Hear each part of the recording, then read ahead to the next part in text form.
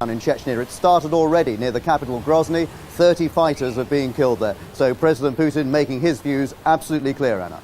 Jonathan, thank you. Damage caused by the worst gales to hit the country for years could cost up to £50 million.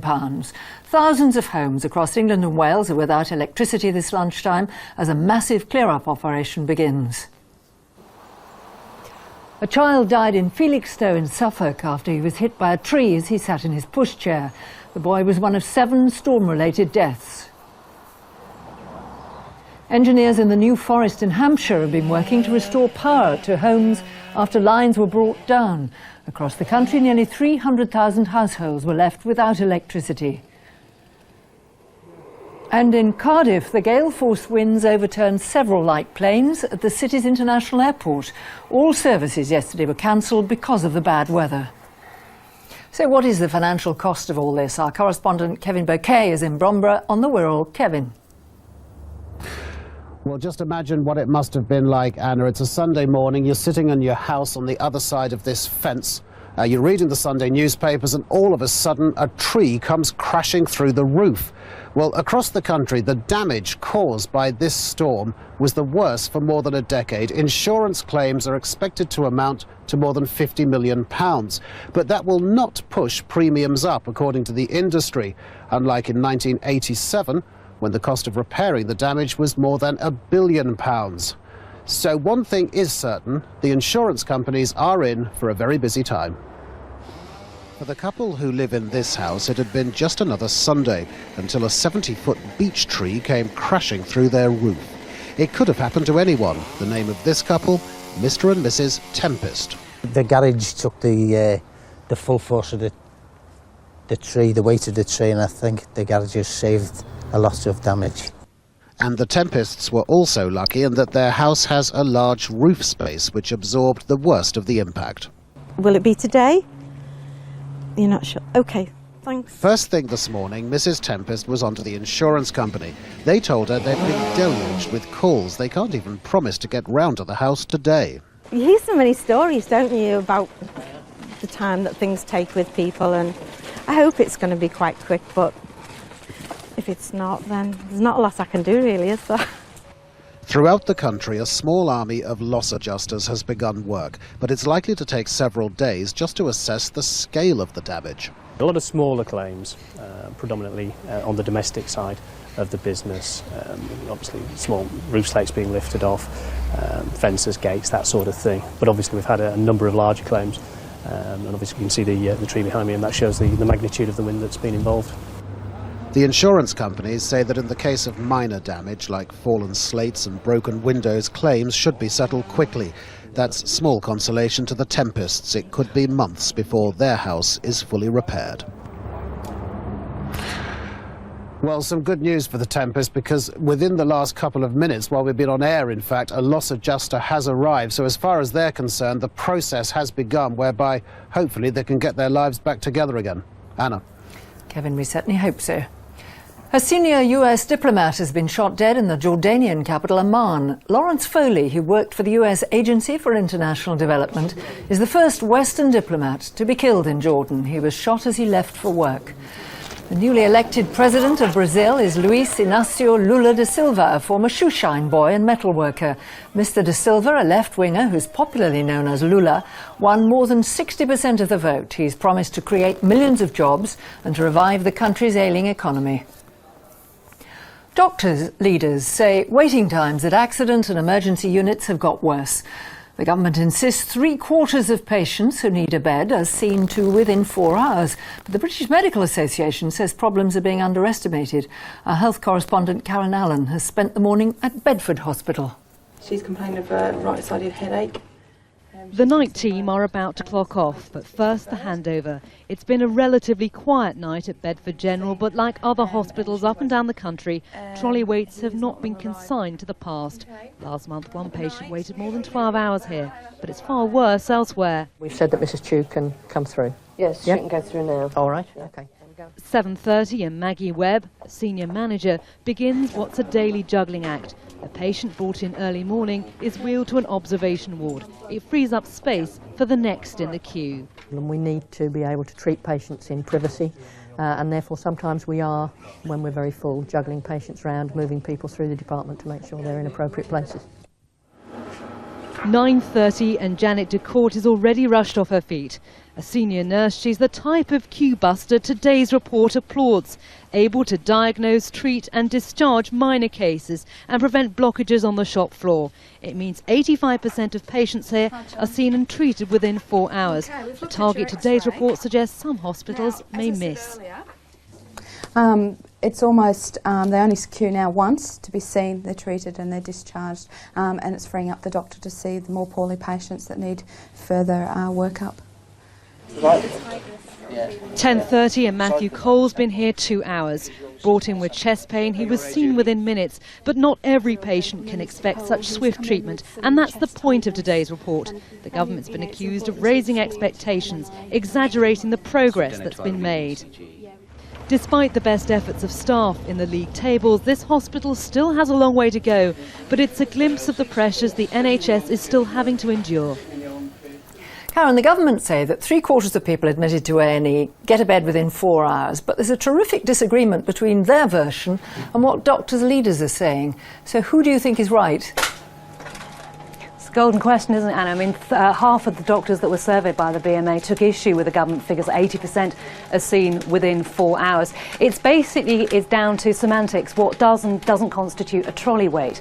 If you're in an A&E department and you're on a trolley, you're surrounded by a curtain and you're receiving food and treatment, that doesn't necessarily mean that you're a trolley wait. You don't get counted in the figures. Now, many consultants say this is absolutely ludicrous, and they're engaged in playing this ridiculous game, as they see it, of having to shift patients around different parts of the hospital simply to meet these 4-hour targets.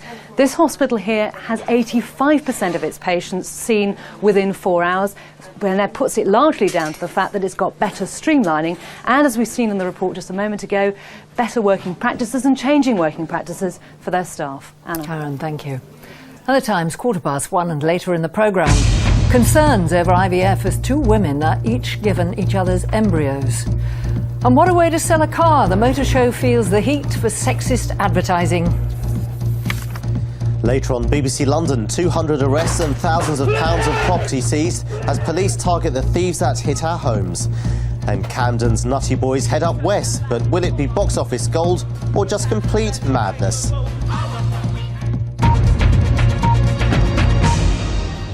Police forces across the southeast are working together to catch a serial rapist they fear may have struck again. A 14-year-old girl in Stevenage was attacked as she walked home 3 days ago. A massive manhunt has been launched to find the man who's already raped 8 women in the last year. The serial rapist struck first almost a year ago at Ashford in Kent, dragging a 10-year-old girl into Woodland.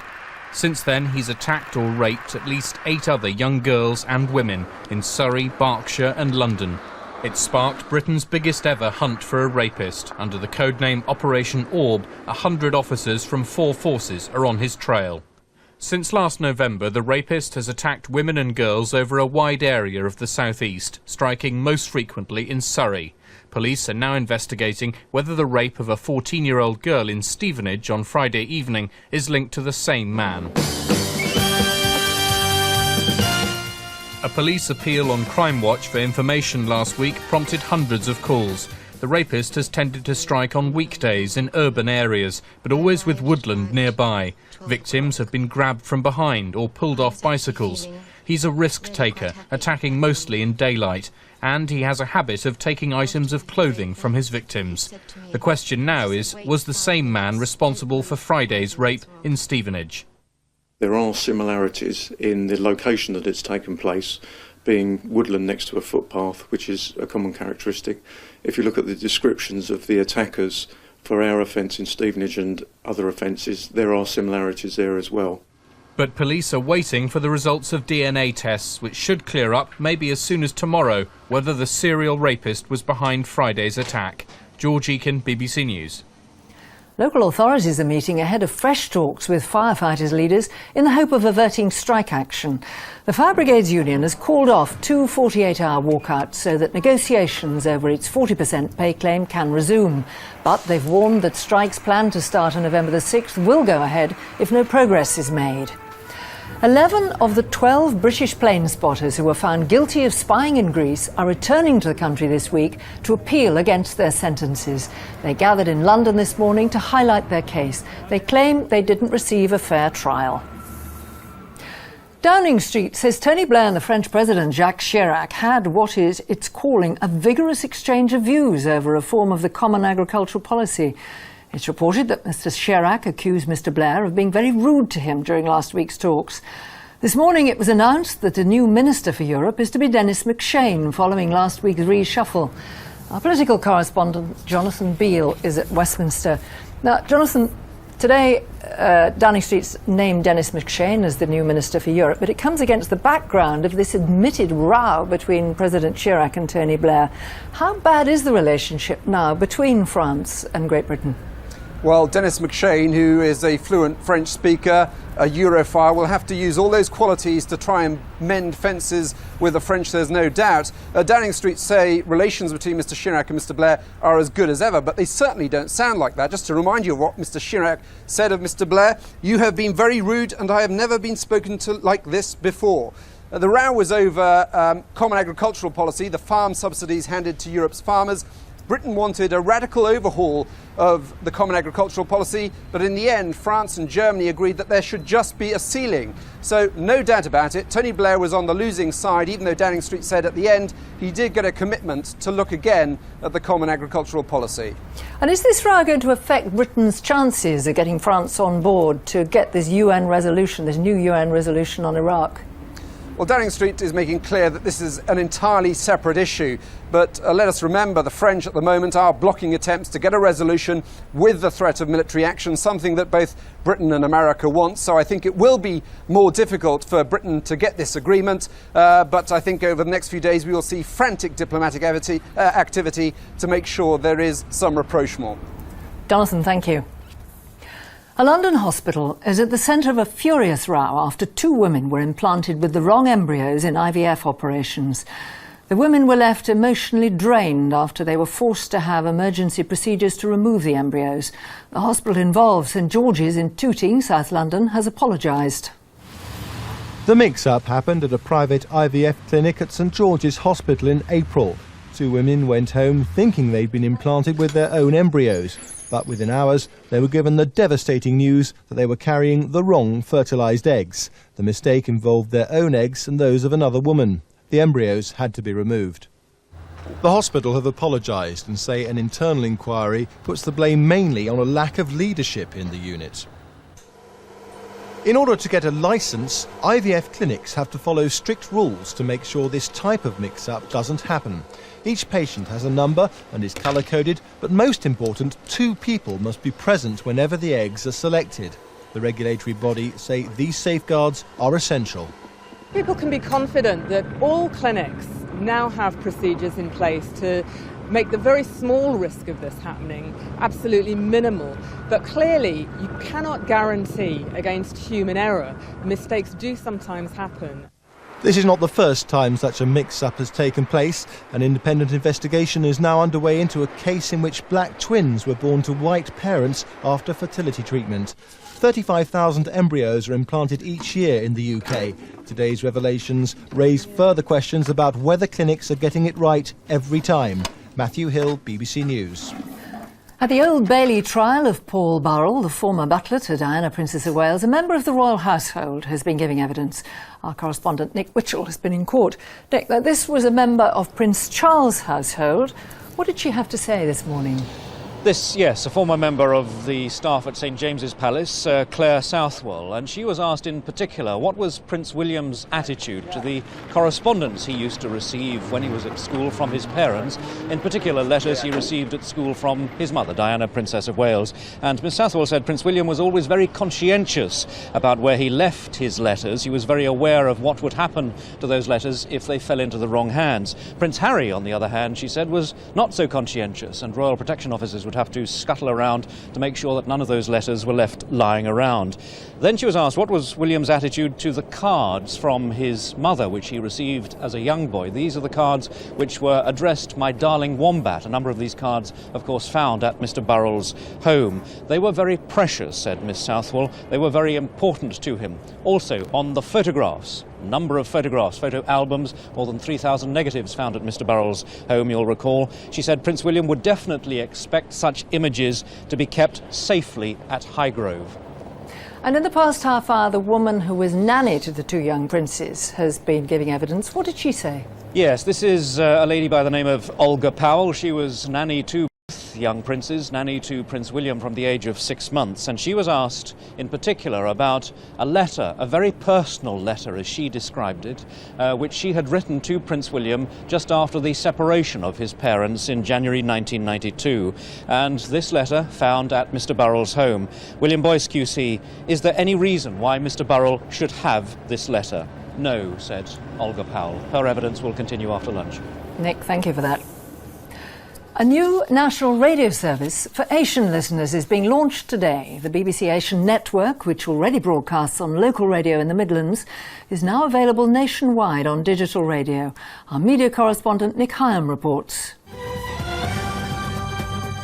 Good morning, it's Monday the 28th of October. The BBC Asian Network goes national with a new morning show. Live from London on digital radio right across the country. The new network faces stiff competition. It's launching into one of the most crowded and vibrant media markets in Britain and aiming at younger second and third generation Asians.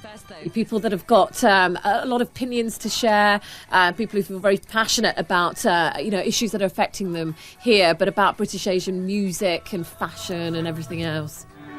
But Asians of all ages seem to love the films and music of Bollywood. 2/3 of Asian families, like the Rahejas, have digital television, twice as many as the rest of us. Homes like this with Sky Digital have almost 20 Asian television channels to choose from and several radio stations as well. The number of digital radios in Britain is only a few thousand, but that may not matter because 22% of Asians use their digital televisions to listen to the radio, and that's where the BBC Asian Network is likely to get most of its listeners from. Anjana Raheja says Asians are one group not frightened by digital technology. We do like new technology. Great penetration of CDs, DVDs. I think we are probably the leaders in that sense, in that, technically something new comes up, we're kind of gadget kings, if you like. Asians' appetite for new channels seems insatiable, and they're doing more than many to boost take-up of digital TV and radio. Nick Hyam, BBC News. Adverts for this year's motor shows showing scantily clad women draped across cars have been described as old-fashioned and pathetic by the Trade and Industry Secretary. Patricia Hewitt says the ideas are dated and do little to encourage women to work in the industry. John Brain reports. She doesn't come included with your brand new car, but traders hope her scantily clad presence may persuade you, at least if you're a red-blooded male, to buy one in the first place. Images of women have been used to help sell cars for decades, but critics say in the 21st century, this poster simply goes too far and is blatantly sexist. Sex is a commodity in the modern economy, and I think we've all sort of learnt to live with that for good or ill. But that's no reason at all why the motor show, which is a great celebration of a great British industry, should carry on behaving as if it's an industry that only men were interested in. There is a few little extras on here, as you can see. It's an image which could also potentially backfire economically. Women today are increasingly in the driving seat, buying more than 40% of all new cars sold in the retail market. But reaction to the poster here at the motor show was mixed. The view is becoming a lot different now because equally just as many women are buying cars, so it is possibly dated. I buy cars. I think if the advert sells, then it sells. You don't think it's a bit dated in this day and age? Not at all, no. The organisers say they're genuinely baffled by this controversy, and as far as they're concerned, the only bodywork their customers are interested in belongs to the cars. John Brain, BBC News, Birmingham. Now there's more bad weather on the way, unfortunately. Here's Alex Deakin. Alex. Yes, thank you very much, Anna. Today, definitely the calm after the storm, but there is more rain to come, particularly across Wales. But more on that in a moment. Let's enjoy today's fine weather. It really has been a glorious day so far in London. The sky's rather hazy at the moment, but it will stay fine here through the rest of today, as indeed it should do in Newcastle as well. Again, some hazy sunshine. It's not completely fine everywhere. We have got a fair few showers across Scotland, particularly in the north and in the west, drifting down to Northern Ireland and northwest England too. And if we take a leap to the opposite end of the country, the cloud has also been steadily increasing in Plymouth as we've been through the course of the day. You can see here sunshine again, rather hazy, and that's all tied in with a system out in the Atlantic which will give us another spell of wet and windy weather. Now you can see it here quite clearly on the satellite picture. Now the winds are not going to be anything like as strong as they were yesterday, but that rain could be a problem. Certainly it'll turn quite damp across the south of Ireland through the rest of today. Fairly grey in that southwestern corner. The showers continuing across western Scotland, Northern Ireland, northwest England too. But for many central and eastern parts of England, Wales and Scotland,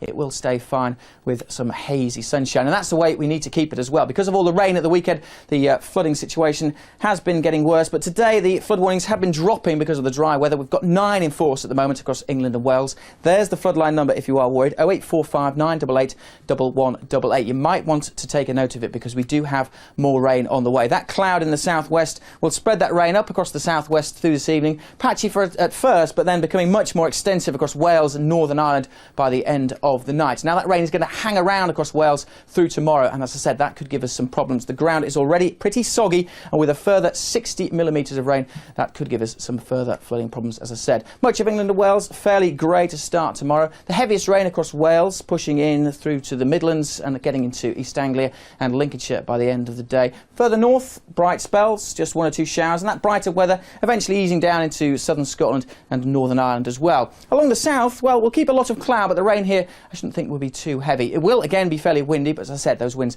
nothing like what we saw yesterday. Temperature-wise, well, similar to today's, 11 to 13 degrees Celsius. And then into Wednesday, many places fine and bright. We'll have more cloud in the south, 1 or 2 spots of rain, and we'll keep a fair few showers in the north, all because of high pressure, the fine weather, but it doesn't last. Weather fronts moving north, bringing more wet weather by the end of the week. Anna. Thank you, Alex. And at 1:30, the main news again. President Putin says Russia won't deal with terrorists or give in to blackmail, but he's still facing criticism for not naming the gas used to end the Moscow siege. In a moment, the latest from the BBC's news teams across the United Kingdom, but that's from the 1 o'clock news this Monday lunchtime. Good afternoon.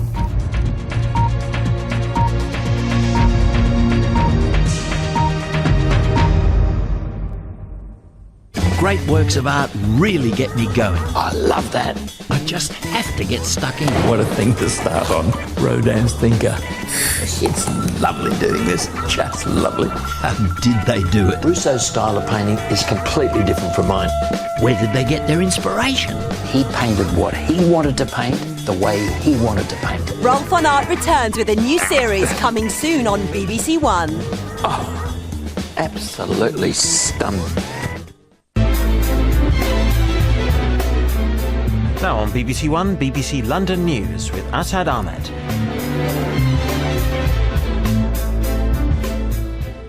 Disruption and devastation. So how are we coping the morning after the day before? Why the mayor's men went to Mohammed. Is Harrods too posh for public transport?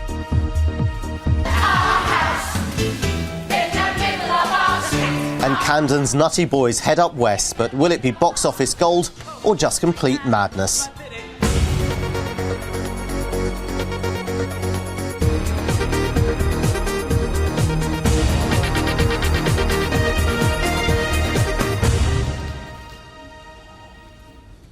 Good afternoon and welcome to BBC London News.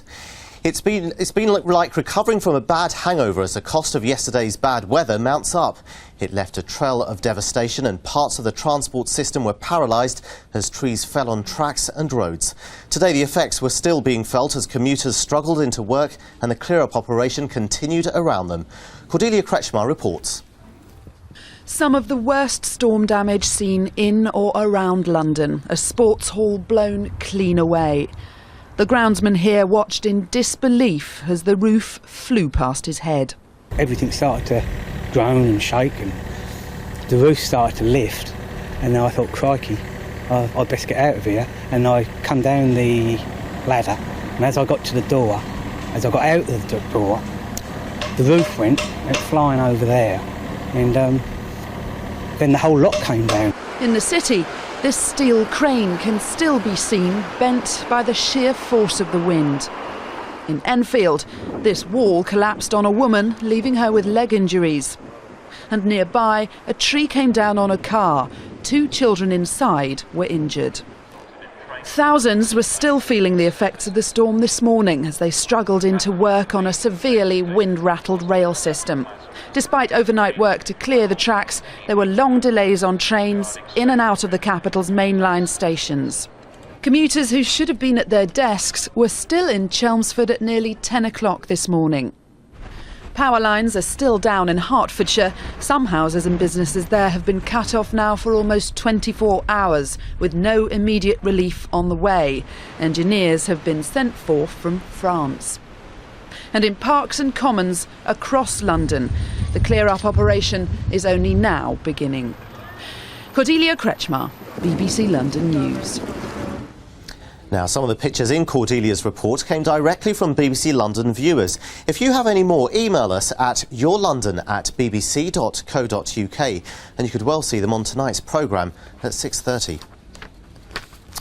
Now, the Ministry of Defence is to carry out what it calls an in-depth reappraisal of training procedures in the armed forces, following the deaths of 4 young soldiers at a training camp in Surrey. The soldiers died in mysterious circumstances at Deep Cut Barracks. The inquiry will look at whether the training of recruits is too harsh and if there's too much scope for bullying and sexual harassment. The trial of 3 London men who are accused of belonging to a banned Islamic party will start again later today in Egypt. Ian Nisbet, Reza Pankhurst and Majid Nawaz claim they've been tortured while in custody. They deny belonging to the Islamic Liberation Party and aiming to overthrow the Egyptian government. If found guilty, they could face 25 years in jail. Police are searching hospitals in North London for a young man who's thought to have serious injuries after escaping from the wreck of a car which smashed into a newsagent's. The incident happened in Enfield. It's believed the BMW may have been stolen. Witnesses say despite being badly hurt, the man got out of the car and ran off before emergency services arrived. Now, it worked on the streets and now it's going indoors. The Met is using the lessons learned from Operation Safer Streets to tackle house burglars. The anti-robbery scheme has helped cut street crime by 11% since April. Now, police have launched Operation Safer Homes, as Guy Smith explains. An early morning wake-up call, this raid on a property in Newham. A suspected burglar, the target. It's part of a new operation called Safer Homes. Police across London cracking down on criminals who break into homes and businesses. Over the weekend, 237 suspects arrested, recovering property estimated at more than £400,000. If you look at the figures here, the total number of burglaries over the past 10 years has been falling. The drop in domestic break-ins, mostly thanks to Operation Bumblebee, launched almost a decade ago. The difference now with Safer Homes, say the Met, is that this initiative is harder hitting, using lessons learned from its recent anti-robbery scheme. We've had to upgrade the tactics. We've got big advances in forensic science products. We've got big advances in intelligence products, and the Met has changed. So we need to refresh our tactics, and we need to make sure that it links directly with Operation Safer Streets. The work of a burglar, a ransacked flat, something research into crime shows to be Londoners' biggest concern. This morning, another raid, this time in Greenwich. Unfortunately for police, the suspect was out. With so much publicity surrounding Operation Safer Streets, the Met is keen to show that it's not just obsessed with cutting robberies, but also keeping a lid on other crimes like burglary. Guy Smith, BBC London News, Greenwich. Mohammed Al Fayed has today declared war on Ken Livingstone over plans for a new bus lane opposite Harrods. The store's executives have had a showdown with officials this lunchtime from the Mayor's Transport for London. The meeting took place at Harrods, from where our political editor John Craig joins us now. John, the self-styled Pharaoh versus the Mayor, it sounds like the recipe for a big confrontation. Yes, and a confrontation is exactly what's happening, Assad. This is the busy A4 Brompton Road, a main road into London. At the moment there's 2 lanes of traffic for cars here, there's building work going on, so the Mayor's Transport for London want to put a bus lane in here, which would reduce the number of lanes for cars from 2 to 1, and they want to bring it in on November the 11th, that's a fortnight today. Chairman Moe is not a happy man. A dangerous opponent for politicians. Remember the damage he did to John Major. Now Mohammed Al-Fayed is on the attack against Ken Livingstone over plans by the Mayor's Transport for London for a bus lane opposite his Harrods store. It's not snobbery against people who travel by bus rather than taxi, insists the Harrods boss. He claims the bus lane will create traffic chaos on the busy A4 Brompton Road, because at one point 3 lanes of traffic will be reduced to 1. He also says Knightsbridge residents and businesses haven't been properly consulted. This is an order made by Transport for London, which is without argument, legally or any other means. So it's imposed, and that's it, nothing. No motorists, residents, none of them can do anything about it other than complain. But Transport for London is adamant that it has consulted widely, delivering nearly 1,000 letters to Knightsbridge residents and businesses. TfL also denies that its bus lane extension will cause traffic congestion or disruption to deliveries. John, who do you think is going to win this little battle? Is there any chance of Transport for London backing down? I'm not sure, Assad. The meeting's just finished. Harrods bosses say that the ball is now back in the court of Derek Turner. Now, of course, he's the executive responsible for congestion charging. This is not in the zone, by the way. Transport for London say this is a very important bus route into London. 1,000 passengers an hour will come along this route on buses. They say that it's an experiment, though, so a little bit of flexibility there. They also say it's connected with the safety measures they're taking up the road at Scotch House Corner. They point out that 51 pedestrians have been injured there in the past year or so. They also reject the argument about deliveries, but this is a battle, I think, that is going to go on because, of course, as you can see, Christmas is coming. Thanks very much, John. A teacher from Hertfordshire has won national recognition for the work she does with children who are in danger of being excluded from school. In the 4th Annual National Teaching Awards, Janet Bourne was named as the country's best special needs teacher. She heads up a team which works with children from 35 schools. I think for the team that I work with going out to schools, they will go out with more enthusiasm. They will feel that now nationally this work is perhaps recognised more, because often I don't think, well, most parents wouldn't even know this work existed, and that, you know, it does make a difference. Those children who do have difficulties or find school hard can actually change and make things better. And there'll be full coverage of the National Teaching Awards final on BBC One next Sunday afternoon at 3:10. They brought us their nutty sound in the 80s, a blend of ska and pop which gave rise to hits including Baggy Trousers and House of Fun. Yes, you've probably guessed who they are. Well, now they're all grown up and are associate producers of a new musical inspired by their songs. Our House opens tonight at the Cambridge Theatre, and Brenda O'Manus went to meet Madness frontman Suggs. Madness, Madness, they call them Madness, and now they're a major influence in a brand new musical opening in the West End. Is that right? And if this is madness, then I know I'm filled with gladness. Yes, it is. Our House, a romantic comedy, follows the likes of Mamma Mia and We Will Rock You as a band-inspired West End musical. We've thought about doing a musical for a long time, yes. We always thought our songs were quite narrative, and they're all little kind of bits of theatre in their own right, I mean, especially with the videos that we did. So it was always just finding the right people. I mean, we'd spent a lot of time creating a lot of hot air on the subject and never actually doing anything about it. So when this opportunity came, it was perfect timing.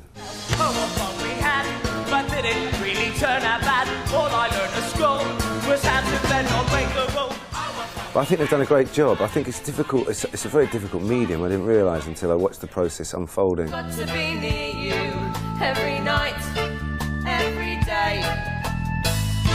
I couldn't be happy. Our House opens at the Cambridge Theatre tonight. Brenda O'Manus, BBC London News. Well, Peter's on top of Our House over here, and Peter, the fact that you are probably means that we're not expecting strong winds. No, you wouldn't have got me up here yesterday. It's looking a lot quieter for the week ahead. Fairly chilly breeze today, but nowhere near what we had yesterday. In fact, yesterday's storm, during the height of yesterday's storm, we had winds between 70 and 75 miles an hour across BBC London. Some of the strongest winds were north of London. Andrewsfield is actually just to the east of Stansted. Strongest gusts recorded there, 75 miles an hour. How does that compare with October 87? Well, in October 87, the winds were touching 90 to 100 miles an hour across the London area. As I say, much quieter day today. Cloud beginning to spill in from the west, and it may well bring a few spots of rain overnight tonight. Before the cloud arrives, though, it could get a wee bit chilly to the north of London, so temperatures places like Chelmsford and Amersham dropping down to 6 or 7 degrees. Tomorrow looks as though it's going to be a rather cloudy day. Outbreaks of rain, mainly to the north of London, perhaps some wetter weather up across Buckinghamshire and Bedfordshire. And the rest of the week, well, as you can see there from the outlook, much quieter, but we can expect some more rain towards the end of it, Assad. Thanks very much, Peter. Well, that's about it from me. Emily will be here with an update at 3:20 on BBC Two, but from all of us on the Lunchtime team, have a very good afternoon.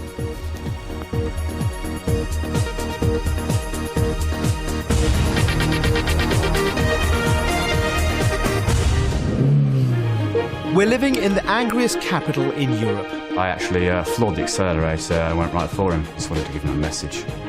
Get off my road. We fly off the handle at the smallest thing. If my husband Nick doesn't wash the dishes properly and leaves a dribble of water on the side, that would make me really angry. How are Londoners taming their tempers? Join me, Sumit Bose, for this and other stories, all on Inside Out. Tonight, 7:30, BBC One.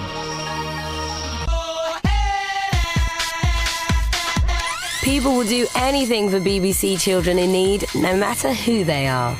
To find out how you can get involved, call for your free supporter pack on 0845 607 3333. I came from the fourth as one of three, but out of the seven, you can only see me. A one-off, groundbreaking new program unravels the mystery of how the pyramids were built through the eyes of those who built them. Pyramid, the greatest riddle of them all. Tonight at 9 on BBC One. Tom Jones and Kylie Minogue are expected to fly in, so things really are hotting up for the first of a new series of Airport tonight, 8:30 on BBC One.